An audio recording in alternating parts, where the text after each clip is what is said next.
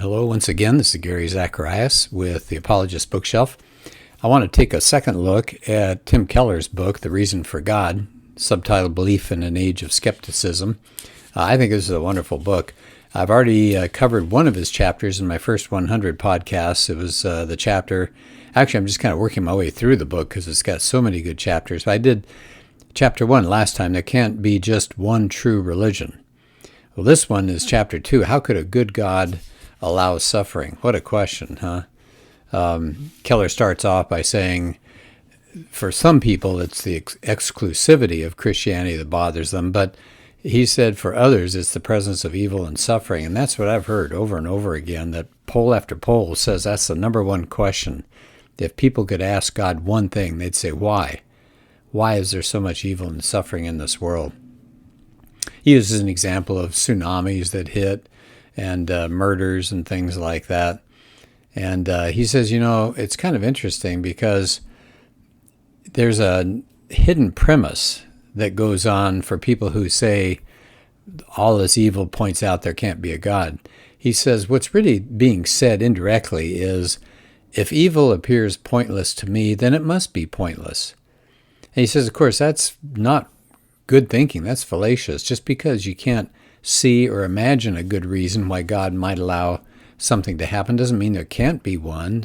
So that's enormous faith, he says, actually lurking down deep there in the skeptic, enormous faith in his or her own cognitive faculties. It's like, well, if I can't think of something, then obviously it doesn't, there's no reason for it. Many people assume that if there were good reasons, then they would know them. And he says that doesn't really hold up very well. And he says not just logically doesn't hold up, but he said even to experience. And Keller says that more than once he's preached on the story of Joseph in Genesis.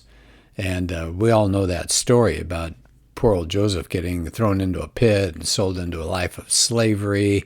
And he's probably prayed to God a lot of times to help him escape, but no. He ends up in slavery, he's got bondage, he's got misery, but it did something to him. It strengthened him. It actually refined his character. And eventually he rises up to be the prime minister of Egypt. So Keller says, if God had not allowed Joseph's years of suffering, then he wouldn't have been a powerful agent for social justice and spiritual healing.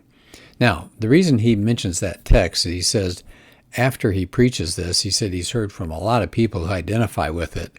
He said many people have told him that they really, the most of the success, the things that they needed for success in life came to them not through good things, but they came through difficult and painful experiences.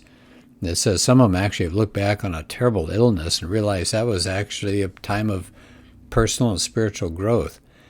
He has a story here. I just have to share the story because it's powerful. Keller says he knew a man from his first parish had lost a lot of his eyesight. He'd gotten shot in the face during a bad drug deal.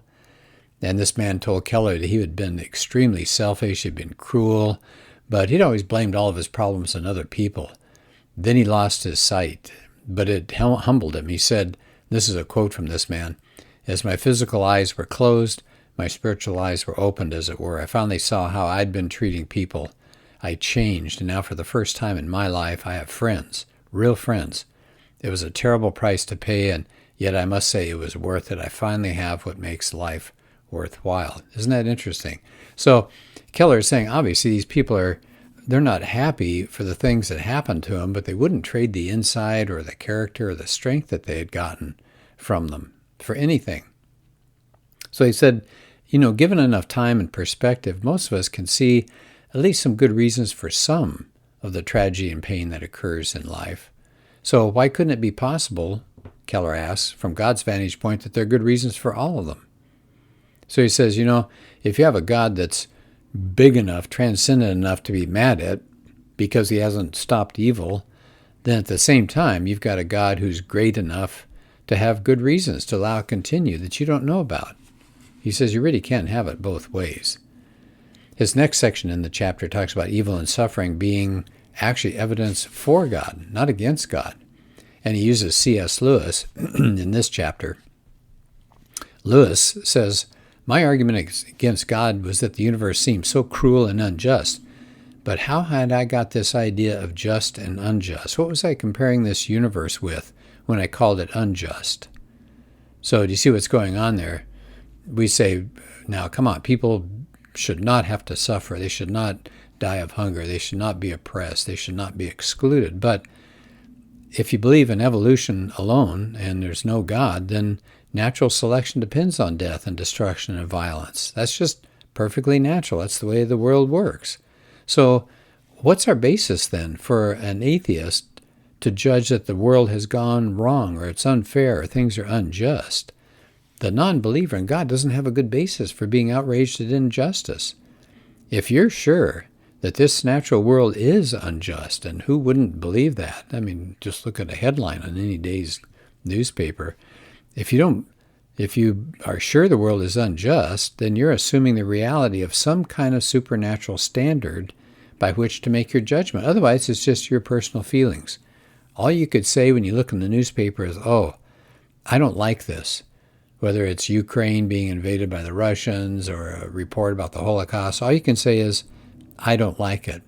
Once you say it's unfair, it's unjust, that's real oppression, then you've got a standard beyond you and beyond the human race. And this is, I think, a very powerful argument.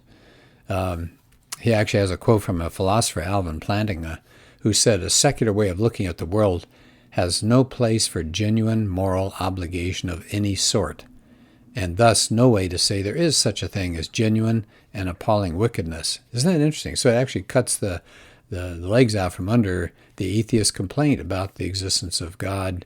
How can there be a God if there's evil and suffering? Well, if there is evil and suffering, there has to be a God. There's got to be a standard that we're appealing to.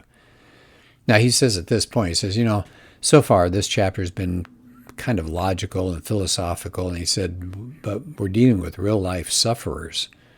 And he said that the next thing to consider is that the Christian God came to earth to deliberately put himself on the hook of human suffering.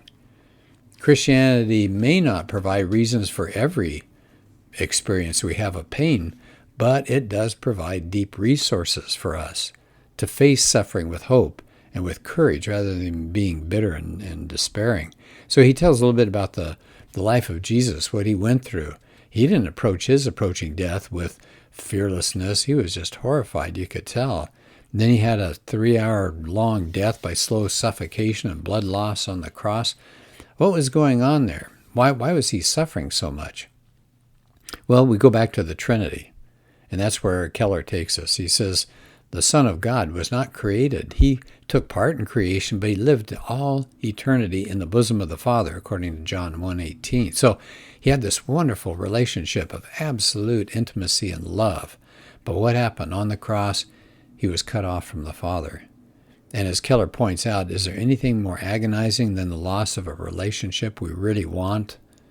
Like maybe if a friend says they don't want anything to do with you, that hurts. What if somebody you're dating does that? Then it hurts even worse. But what if your spouse does this to you, or a parent does it to a child? That's huge psychological damage. So he says, can you imagine not just losing a friend or a spouse or a parent, but what if you lost the infinite love of the Father that Jesus had from all eternity? That would have been unbearable. So Christianity says that Jesus bore, as our substitute, an exclusion from God, just a horrific thing that we merited.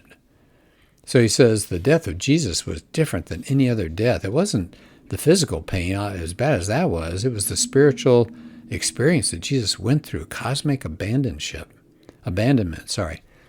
Christianity alone, among all the world religions, claims that God became uniquely and fully human in Jesus. And so he knew firsthand what it was like to suffer despair, to have your friends reject him, the loneliness, the poverty, bereavement, the torture, the imprisonment, all sorts of things, even beyond the suffering that all of us go through, Jesus experienced. This is a world religion that it's the only world religion that I know of that says we worship a God who has wounds.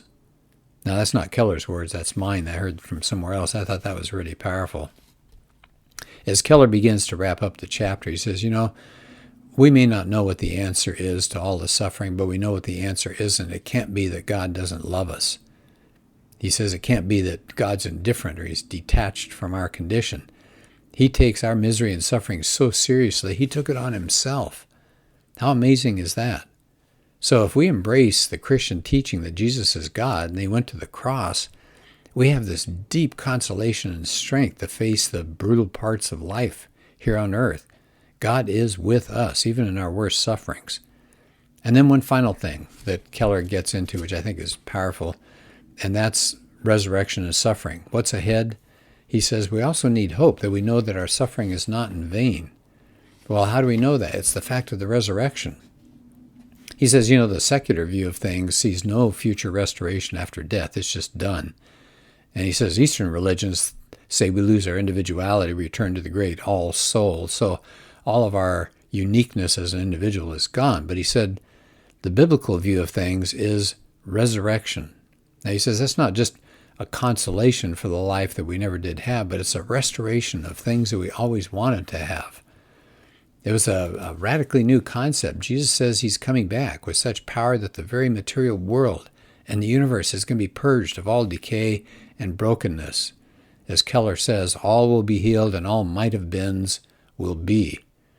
So he says if we embrace the Christian doctrine of the incarnation and the cross, it brings immense consolation in the face of suffering.